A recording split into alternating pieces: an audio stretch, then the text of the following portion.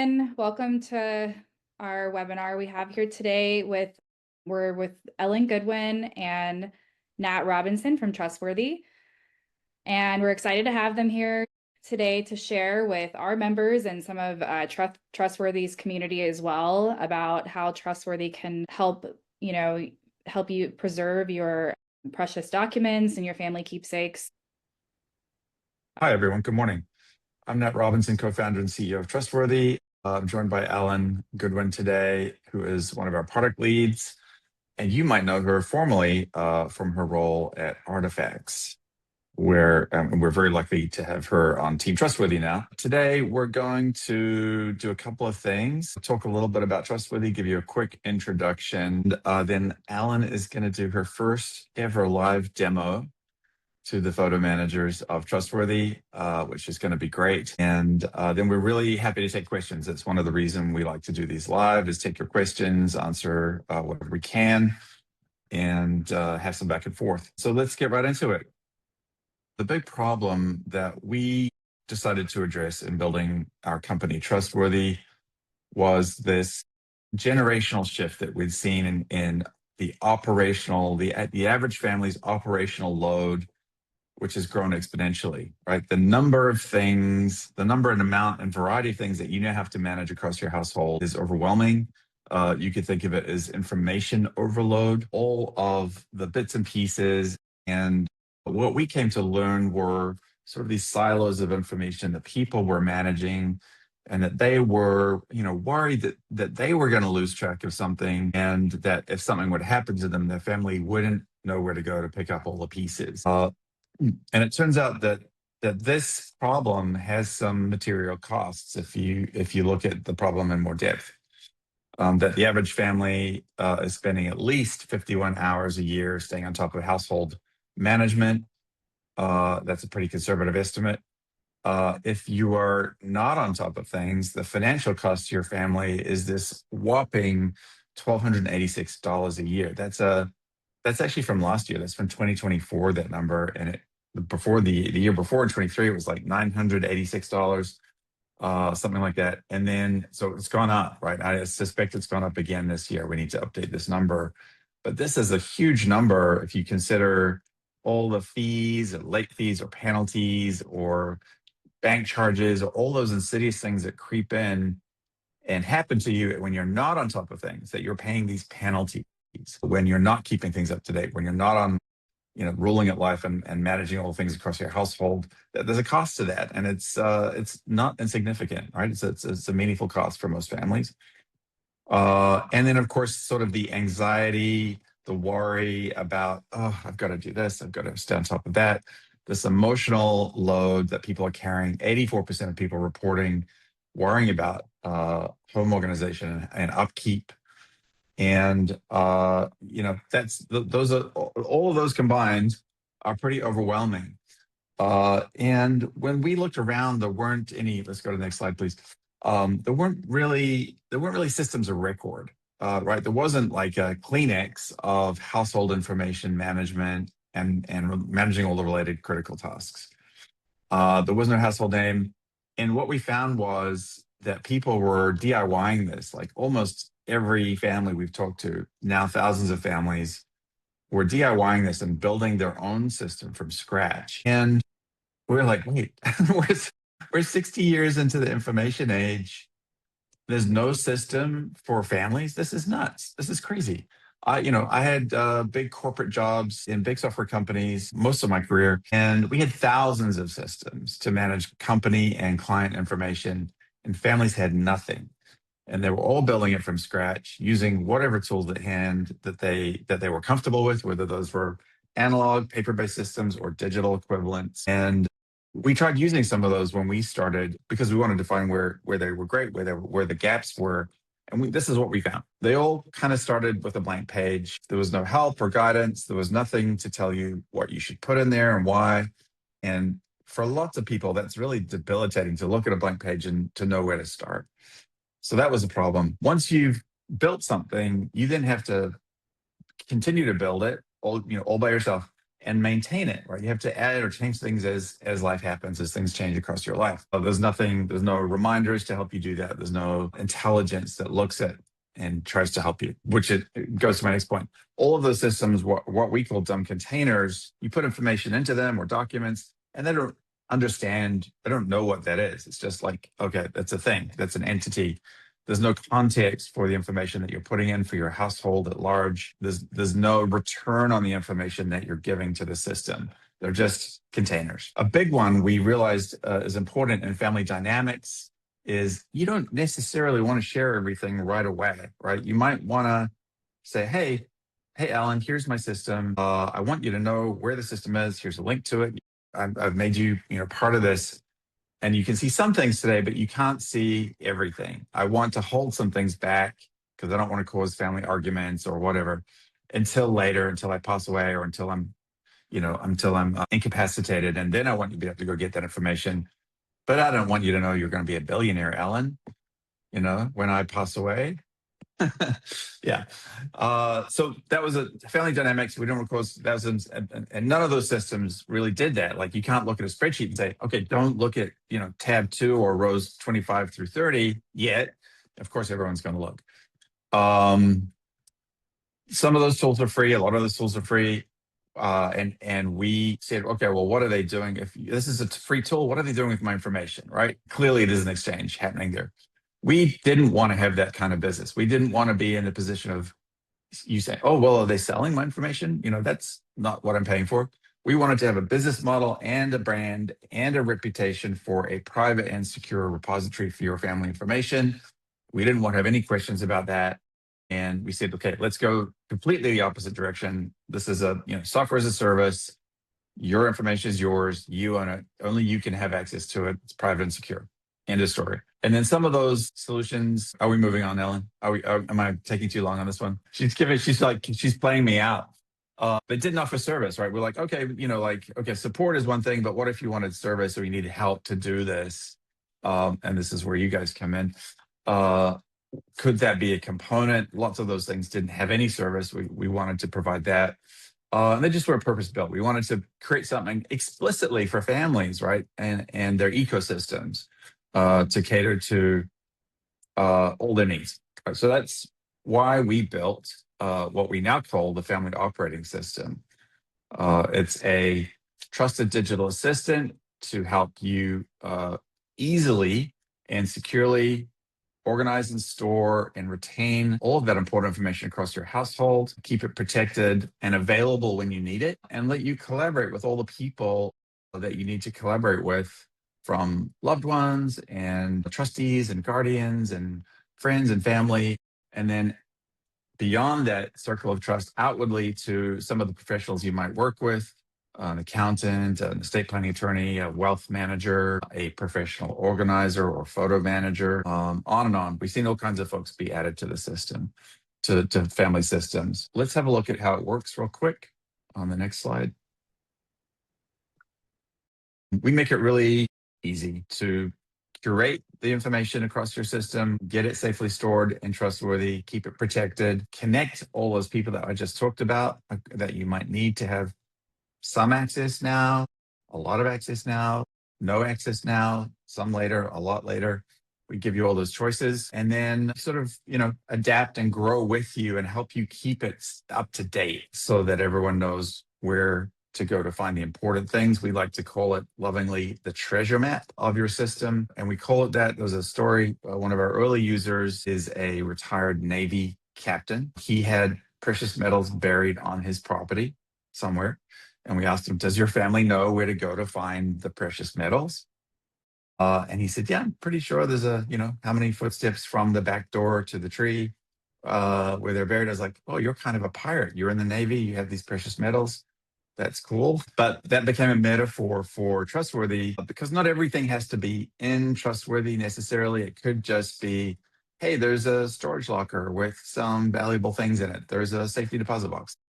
It could be pointers to where things are, as well as all the digital information you want to keep safe and secure and trustworthy. Of course, let's talk about security. Is trustworthy secure? We get this question a lot. It's hard to know where to start with this. We start with, your experience starts with, creating a robust password. You can't use a ABC123 or 1 through 9 or 9 through 1. You have to create a robust password that's already a good protection. And for most people, raises them above the average, sort of what most people do in terms of password creation. If you use a password manager, even better. And we integrate with those. So robust password, you must have multi-factor authentication. That's a non-negotiable for us because it's another excellent layer of security. If you think of security as an onion, we keep adding layers to the onion to make it even more secure and keep that kernel very safe and protected. So multi-factor authentication, and we have all kinds of multi-factor that you might want to choose, from application keys to biometrics to even hardware keys, like if you want to use a UB key, which requires you to be present and touch it when you're logging in. We support all the options there. Of course, everything's encrypted in transit and at rest. We do what we call sort of network threat detection, which is a variety of things, from looking at the location that you're logging in to detecting any unusual activity on your account. That'll happen quietly in the background, and we alert you if we notice something. Of course, it's not just us saying that we're secure. We have gone through a lot of diligence with investors. We've gone through a lot of compliance checks. And I think most notably, the ones that you would recognize are SOC 2, SOC 3, GDPR, because we have clients all around the world, including Europe, CCPA for California, HIPAA for healthcare related information. We've gone through the certifications, and they're ongoing. They happen once or twice a year.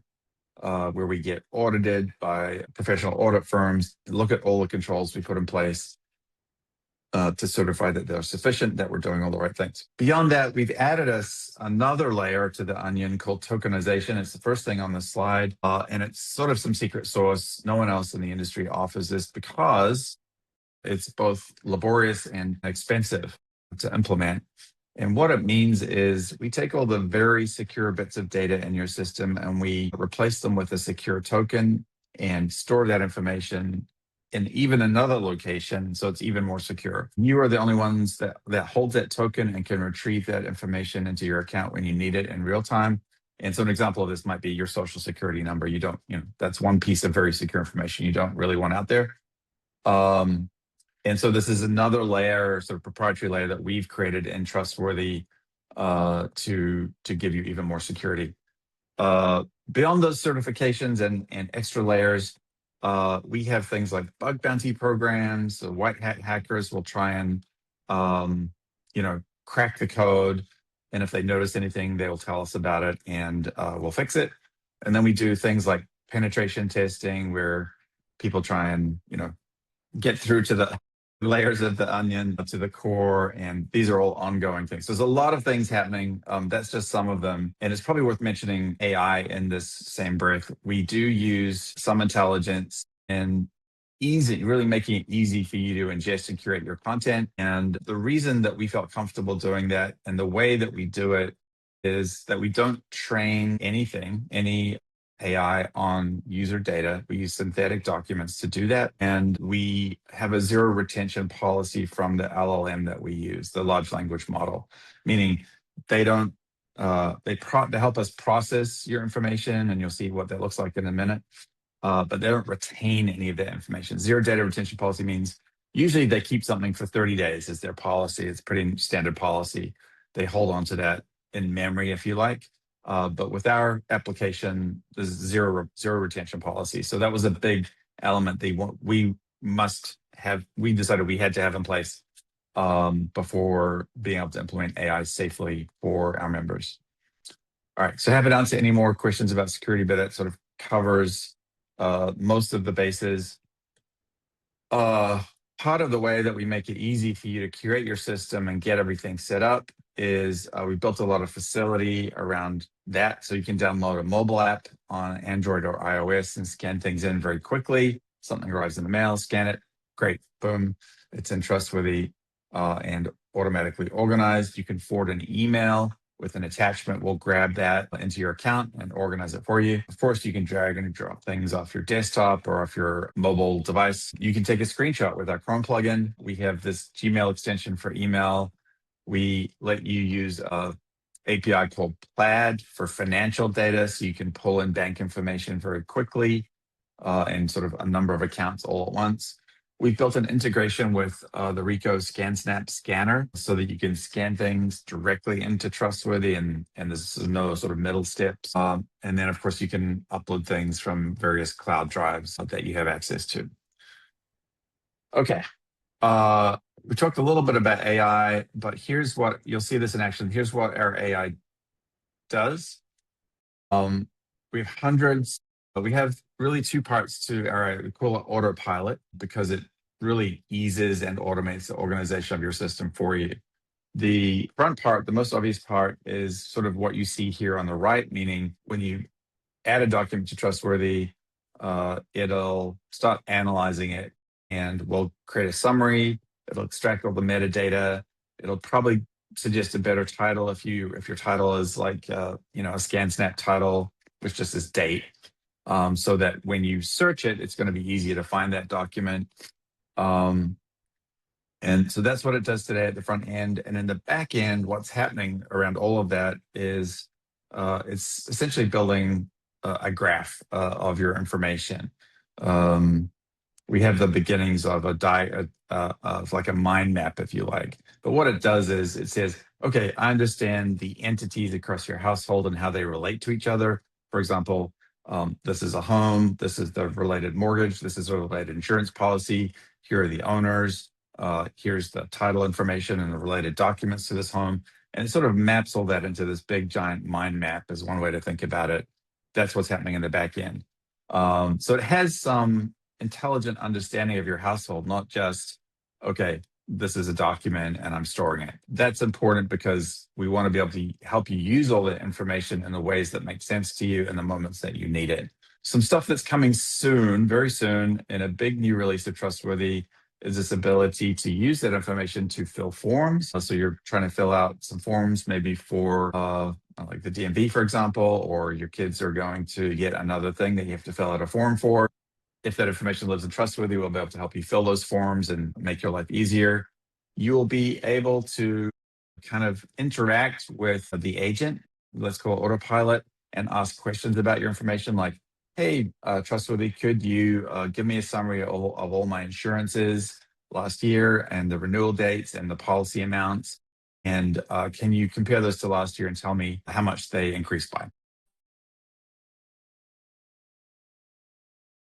That's coming pretty soon. I've already seen it and it's pretty cool. And then ultimately, the agent will look at your system and do two things. One will say, hey, looks like you have a gap over here. Maybe you don't have a trust or will yet, or maybe you don't have life insurance, or maybe there's something else that we think you could benefit from. It'll say, hey, look, I found this opportunity. I think this is a good thing that you should have in your system. Would you like help in getting that? We have lots of partners who can help you fill that blank. Or maybe we can do it through generating something for you. We'll do that. And then the other side of it is you already have something existing and it will flag, oh, this might not be in the best shape, or looks like you'd be saving money if you refinanced your mortgage, or this car insurance doesn't look sufficient. One thing one of our customers found out when he lost his home in the Altadena fires, he was lucky because he was a trustworthy user, but a lot of his neighbors found out they didn't have sufficient replacement coverage in their insurance policies. So there was a gap that they had to fill. Trustworthy in this next version will be able to flag those kinds of gaps and help you remediate them. So some really cool stuff coming later this quarter and in Q1 next year. That's just a sneak preview. I think now's the moment, Alan, that we're going to hand over to you and have a look at how Trustworthy works. Thank you. I'm going to pop over and I want to show you all why exactly Trustworthy has made it so very easy for you to get started, for you to help your clients to get started. Because as Nat has told you, it's not that you just deliver a document into Trustworthy and that's the end of the story. That's actually the start of where Trustworthy starts to help you. I am here in the Reynolds family account, which I just created. My family name is Goodwin. It's not me. I take no attribution. Let me just show you around quickly. On the left-hand side is where you're going to find your map for this operating system here. So we have our dashboard. This is your home screen. That's where we are now. When you first start, you're going to see these examples. You're going to see quick start tasks. And down here, you're going to see your activity feed, which will become more useful as you start adding things and want to pop back easily to them or see what others have been doing that you've invited. You also have your inbox. This is where, when, as Nat mentioned, you might forward things from your email to Trustworthy. They'll land here so you can review them and see about adding them in.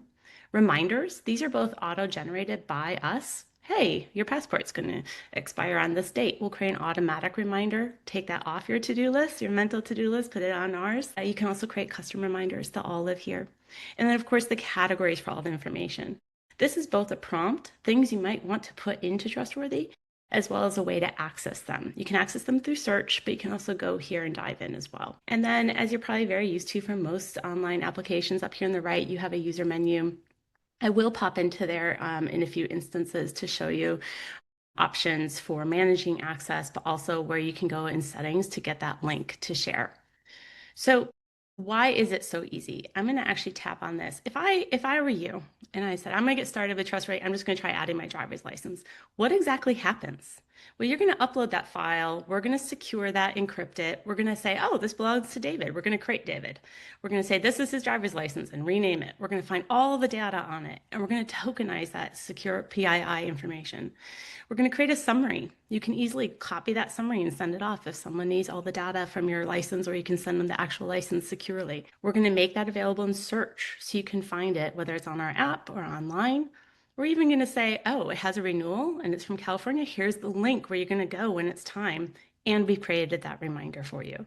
So you add the file and Trustworthy takes over to complete all of this tedious work that both saves you time, but also prevents, fat from fingering numbers, getting wrong digits in there. That can be really problematic when you're in a pinch and you need accurate information. So what I want to show you now is what it looks like if I take a bunch of files that I have, fake, don't worry, no real information, and I just drag them here and I say, hey, Trustworthy, let's upload a whole bunch of stuff at once and see what it does with it. So here I am over on the left-hand side. You can see my inbox has opened up and all of these files are being processed by what Nat called our autopilot. It is analyzing all the documents for us and surfacing useful information from them. So for example, here it found Laura Reynolds has a driver's license. And it's saying, you know what, she doesn't exist yet in this account. Why don't you create a Laura Reynolds for your family and add her in? So I can say add, and the system's going to say, great, we're going to create a new card for Laura Reynolds in our family IDs. And now I can simply drag her driver's license over there and populate it. The system will say, oh, look, we found the expiration date for you, and I can accept that information, and it will add that into her information. I can click and I can see all the details it found. Really useful, and I think photo managers, I think you all appreciate this, especially you all are great at curating and using a simple nomenclature for all the files, right? You want your clients to be clean and organized. We do too. So here we're saying, don't name it JPEG number 1052. We're saying, here's a more useful title for it so you can find it more easily. So I'm going to accept that, and here we go. I can add the back of her license as well. You know very well that people want front and back. You can easily share that information. I now also have, I did the wrong guy, but that's okay. I have David Reynolds. It found him as well. I'm going to move my thing. He already exists because I created this account for him this morning. So I'm going to go to his page and I can upload his driver's license as well. I'm going to see those same details. It's created him. I'm going to accept them, and on I go. The beauty of this is, here's his passport. I can just keep dragging them in. You click and snap, you grab all these files from your desktop, from Google folders, from Dropbox, from your phone, wherever the chaos is happening, drag and drop it, and you can instantly accept that. Now you see it already created these reminders here on the right-hand side about renewing both the passport as well as the driver's license. Now I have some older documents, so I'm already in trouble. You can see that they've already expired, but I didn't have to create that. I didn't have to type in the information. It's here, it's masked. I can copy and reveal this if I need to, these details. I'm on a call with an advisor. They need that information. Here it is. So that's the ease of this. Now, if I go back over to my inbox, I have a lot of other things happening. So for example, I have a car registration for a Toyota Sienna. Again, Trustworthy is saying, we didn't know you had this car. So why don't you add the car to your system? And I say, great idea. Trustworthy, thank you. I'm going to add this car into my system. And it's going to think about that, and it's going to open up and create a new Toyota Sienna card for me. And I can just drag the registration over there, and it will read through it. And it says, oh, here are all the details. I can edit any of those, or I can just accept them for ease right now. And it will add all that information into my card. And now again, you see an instant reminder about the car registration renewal. We will email you. We will also remind you here, taking that off your mental to-do list. This is why it's your family digital assistant. We want to make life a lot easier for you to do that. Now, another great thing about the information that you are populating, how often you're going to go get that VIN number? You're not going to, but it's going to have that from the registration. So we do know from these documents all the vital information to make sure we prioritize. The same goes for financial information. If I add my savings account, it's going to create a new one. I can drag over this savings account file and it will populate. We do get a lot of questions about what do I do if I happen to receive all of my account statements like this and I want to save them. It's not a routing number, it's not whatever. You can create a folder for all of your bank statements. You can create folders for anything you want. The idea here is you or your client has a lot of paperwork. They don't want to have it on hand. They want to digitize it and keep it secure and accessible. You can create folders for anything that you want to store here, and you can safely secure it. It does read that information. It found the account number, the routing number, all of that, again, instantly. You don't need to type it all in. So this is what I mean about it's really easy to add, and Trustworthy takes over to do the heavy lifting, all of the typing of those little details, all of the creation of those reminders. And you can see here, it even said, oh, look, it belongs to David Reynolds, and it linked it automatically to him. So this is what I mean about connecting those dots. We're going to do that for you so that you don't have to worry about interconnecting that and explaining that to an advisor, an accountant, an attorney, whoever's creating your will. They will have all that information when you share it securely here. Another great thing that Nat showed you is you don't have to do the drag and drop. How many of us have stuff living in our email? And that's the only place that it exists. Nobody can access it in your email. They don't know it's there. Sometimes it's something like a receipt that is literally embedded in email, or your whole email, the text of the email, like when you buy a plane ticket. The plane ticket's the text of the email. How do you get things like that into Trustworthy? Well, we have a Chrome extension, and you can sign into that extension. And when you sign in, it will actually account for, hold on, wait for it. It will account for how you want to get this in. Now, this is not a PDF. It can't just scoop it up, but I can take a screenshot. And once I take a screenshot of that, I can say, hey, I want to file that away. Or I can say, you know what, I don't have time right now. Just put it in my inbox. I'll get back to it. Likewise, if I say, oh, look, I received my life insurance policy. I want to make sure I add that into Trustworthy. As Nat mentioned, your Trustworthy account comes with a unique email address. I can forward this to that email address. Where do I get it from? That email address back in your account, I'm going to close this for a moment, is in your account settings all the time. I can go to email to inbox and I can copy that email. I can even create a contact and send it to myself in my email, and I can download the card if I don't want to type anything in. So I copied that email in advance of this, and I actually created a contact for David Reynolds, and here he is. And I put in the contact details, and for me, I named the contact Trustworthy David Reynolds. This email is great if you're going to be moving, banking, creating estate plans, any transactions where you're going to get a lot of documents. Give it to your realtor. Give it to your move manager. Give it to whomever it is that's going to send you all these documents. And you say, you better copy this account because I don't want to have to file all this. I don't want to be the log jam. I don't want to, I don't want to receive it and my husband doesn't. So please make sure you copy. So when you have that, you can forward any document you want from your email.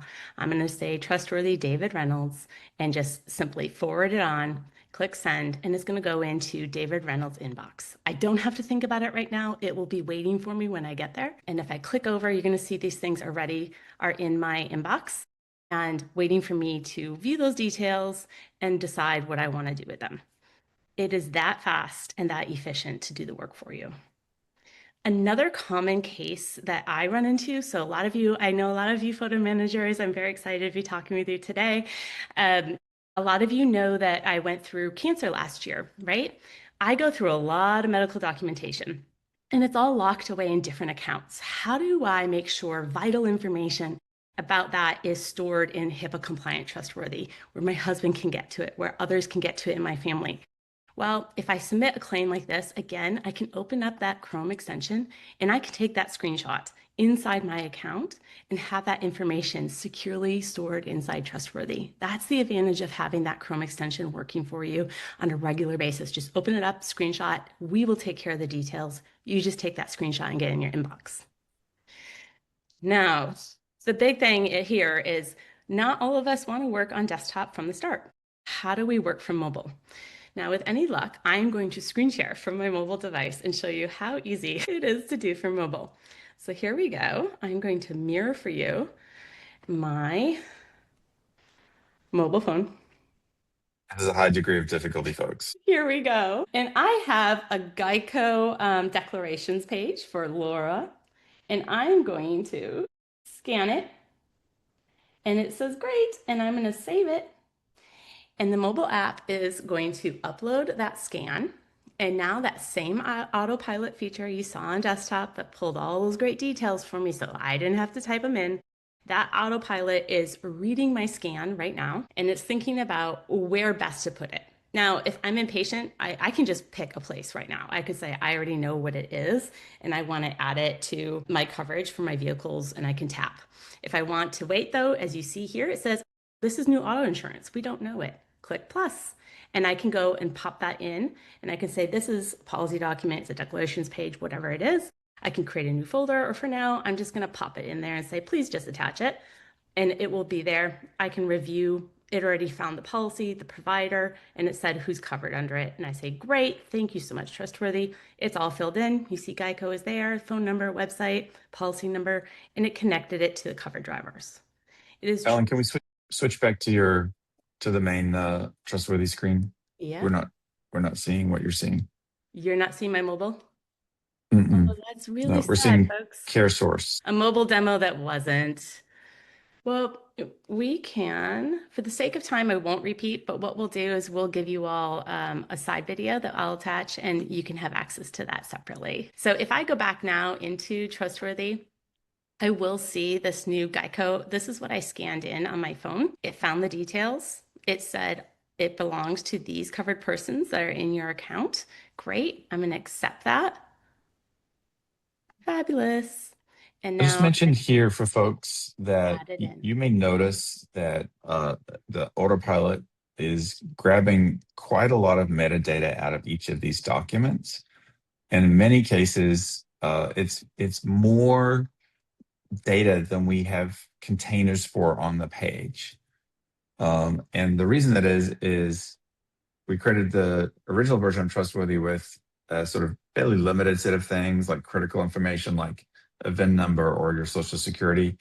And then when we added autopilot later on, it started analyzing documents saying, oh, I think actually there's more things that are important to you that you might want to keep track of in this document. And that was accurate. And so we said, okay, well, great. We don't have places to put all that information, but it is indexed in your family operating system, and you can search on all that metadata, even though you may not be looking at it on the screen. So if you wanted to search on your VIN number, you could. If you wanted to search on a policy number, you could. If you wanted to search on some other extraneous piece of metadata, you can absolutely search across all of that information that Autopilot has retrieved. Perfect. So before we go into how do you get started as photo managers with this, I want to show you one key thing.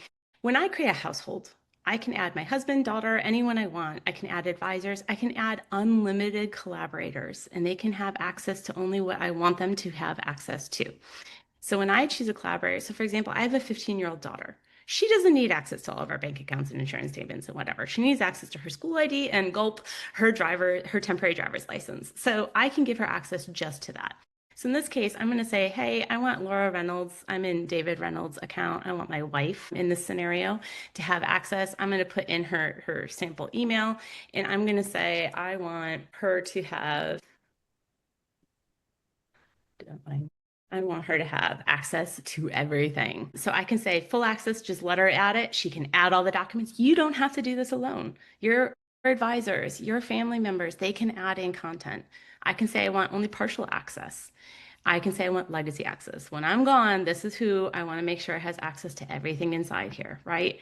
The partial access is really great because this is where you can say, I only want these categories of information to be shared with this person. It's great for an advisor. It's great for, I said, like a child. I don't need her to have access to everything. And you control that. You can revoke it at any time. And so this is really, really important information for you to have because this is how you can collaborate and get the most of it.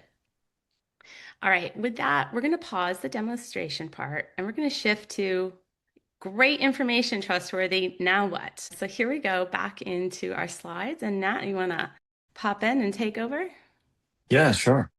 Great demo. Thanks, Ellen. Well, frankly, one of the reasons we love working with the photo managers, and we've been working with Kathy and all of the photo managers for, I think, maybe 3 years now. And really, the reason is that you are already digital experts and you are already working with clients. And I think there's a good marriage here in the ability to help clients beyond just their photo collections and videos, but with all of the other information across their household, that vital information. And really, the need that we have on our side is twofold. We have clients who are time starved, is what we call them. People who are too busy to do this themselves and they want to outsource it. Or the other group tends to be elderly folks who are not as digitally savvy and are looking for help in getting this, learning how to use Trustworthy and getting things set up for their families. Quite often, it's the family members, the kids, who are encouraging mom or dad to do this. And in many cases, they don't live in the same town anymore. So they're looking for a trusted person to be able to work with their parent and create the treasure map to their parent's household. We even have a subscription plan with service built in. It's called our Platinum plan. It comes with 3 hours of service along with the software, and about 10% of our members will opt for this version. Then we pair them up with a trusted person in our network of Trustworthy certified experts. What is a Trustworthy certified expert? That's someone who's gone through a background check and has gone through a online training so that we can certify they know the platform. The way that we think of this is it's a service offering around the product.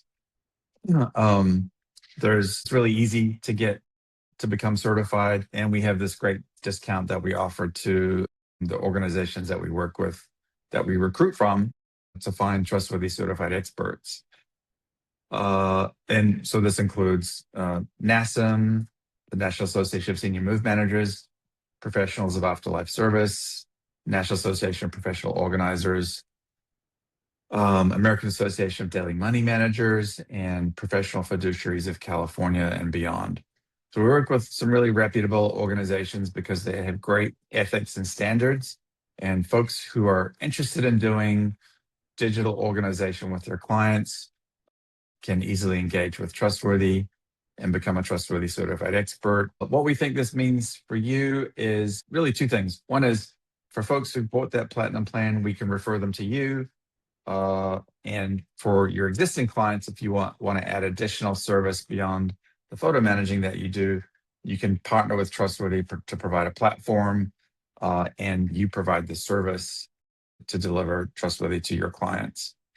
So we can send you new clients who are in your vicinity. Some people will even do it remotely through a GoToMeeting or some other online meeting. You can bring this to your existing clients, and it's a way for you to add, billable hours into your business if that's something of interest. Since you're already digital experts, it's not really a huge lift for you other than sort of learning a bit more about how Trustworthy works. We also have this great discount if you're interested in the program. It's usually $4.99, but if you're a photo manager, you get $300 off. It's $199, and that includes some really cool things. Includes pays for the background check, pays for the training. You get your own Trustworthy account, which is has its own value to your family. Really, the reason behind that we incorporate that is we want you to be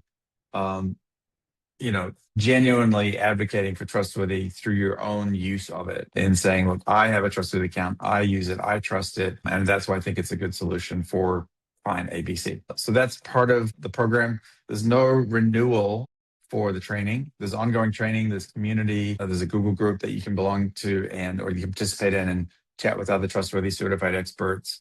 The only renewal is just renewing your Trustworthy account every year, which is, $120 a year, which is, essentially you renewing your own account. It helps you, once you've taken the training, that helps you stay up to date with the system and all the updates that are happening. Yeah, I think that's it for today. Ellen, anything to add that I might have skipped over? Happy to take some questions. We do have a few questions. I don't know if you want me to go through them, Ellen. I can go ahead and let me see. The first question was, how does this work for business owners?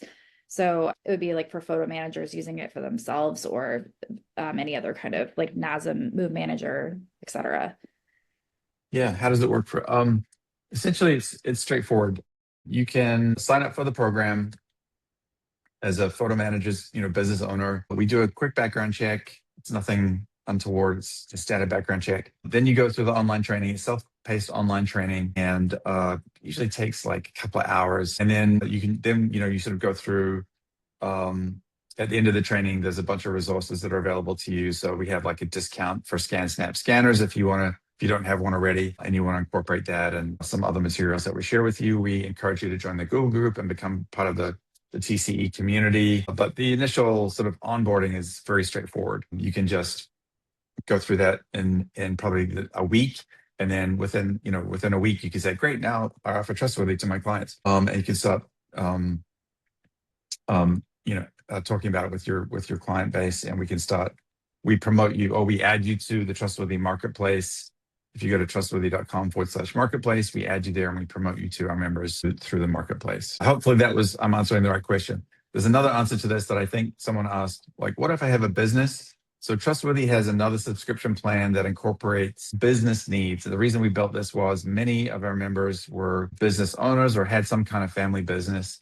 And so we built a categorical business to allow you to store all your business documentation and filings. The reason was that if you miss a filing or an important date in your business, the penalties can be even more severe than in your personal life. So we help you stay on top of that information with the reminders, and you can keep all your business documents there and share them with family, frankly, if that's important. Quite often it is. Like someone passed away, didn't run their business. I don't know much about their business, but now I have to deal with their business and their clients. So two answers there. Hopefully the first part was clear. And the second part is just a facility we built in Trustworthy. You'll see the business category there when you log in. If you're unsure about Trustworthy and you want to kick the tires, we have a free plan. You can go sign up at trustworthy.com and use the free plan indefinitely. There's obviously some constraints on what you can do in the free plan. And you will eventually hit the paywall, but that's a great way to get started if you haven't started with Trustworthy yet.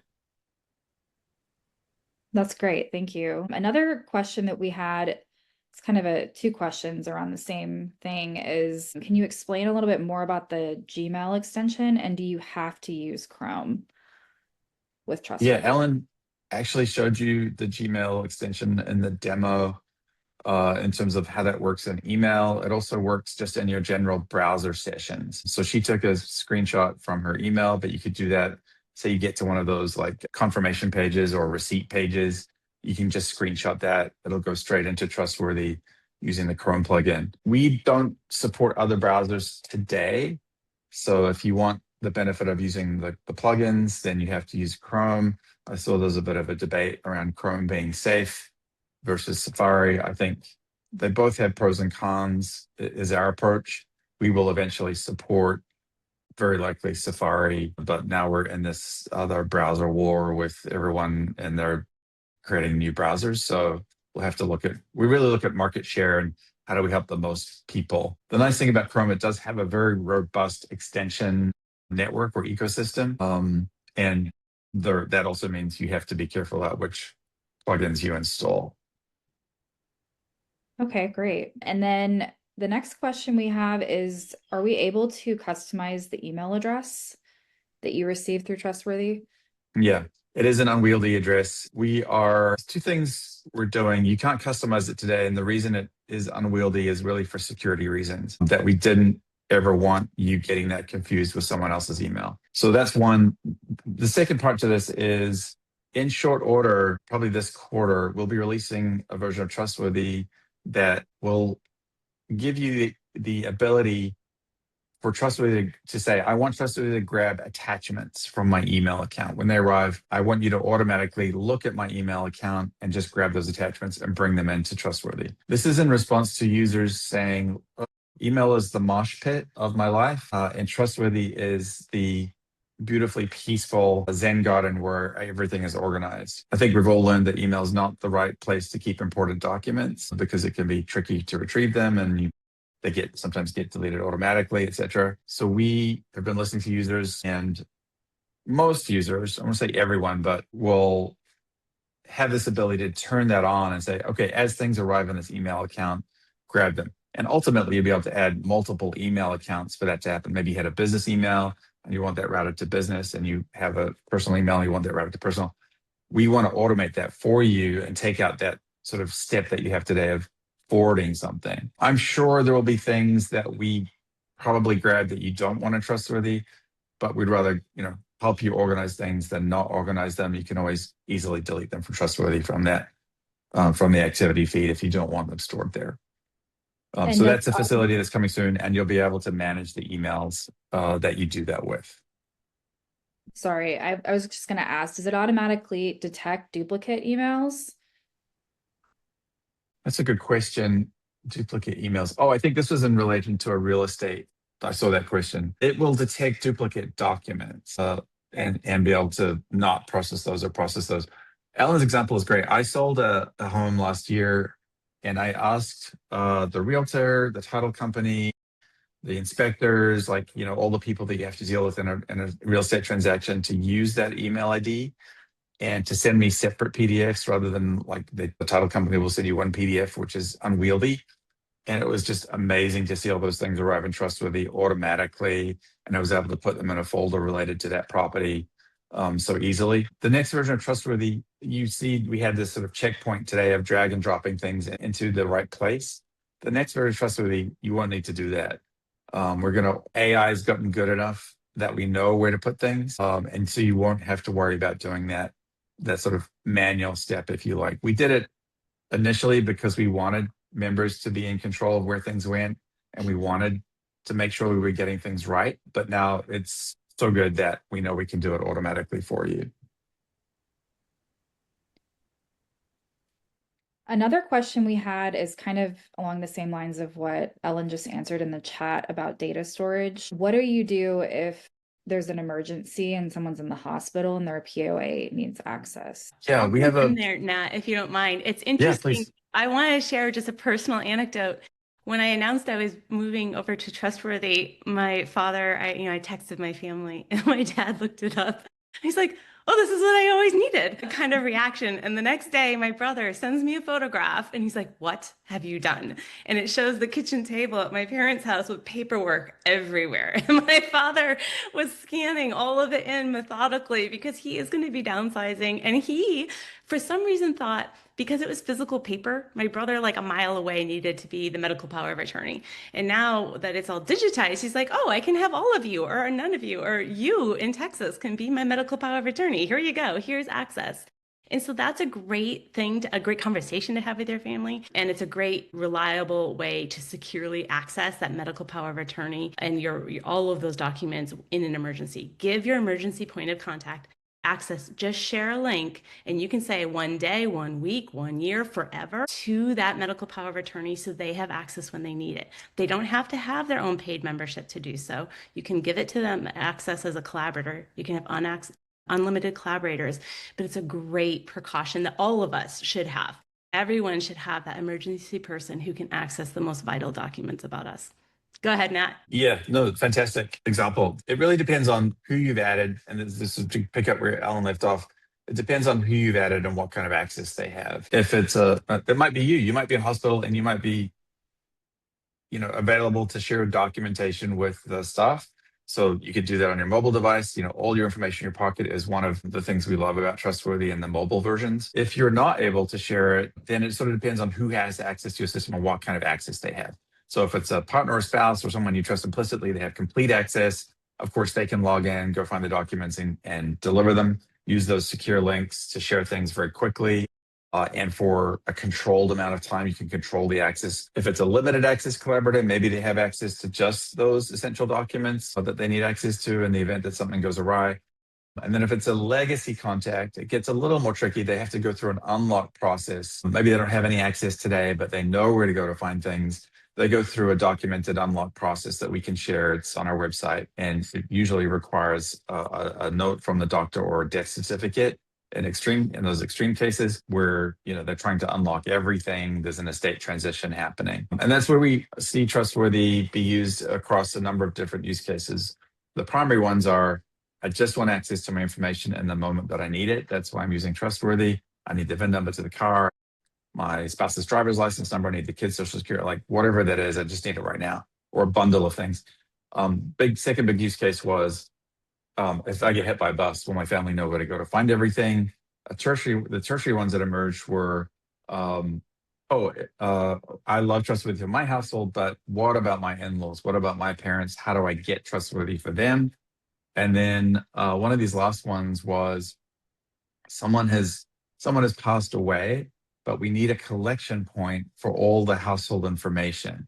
We're using Trustworthy to curate that, find things or document things as we find them, share it with stakeholders across the estate as the estate goes through this transition, or maybe a probate. It could be attorneys, could be trustees and guardians, could be all kinds of folks who need access to information during that phase. And then one of the last ones was what we call household equity. Just this idea of bringing information to everyone who might need it, not just in those emergency moments, but throughout life, so that everyone has equity across the household. Thank you so much for sharing. That's amazing. I love this idea even for my family. So I'm really excited to look into it a little bit more.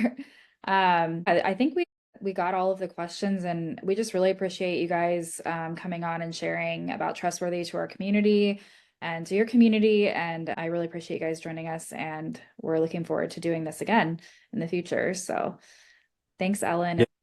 Thank you so much. If we didn't get to your question today, please email us. It's just nat@trustworthy.com or ellen@trustworthy.com.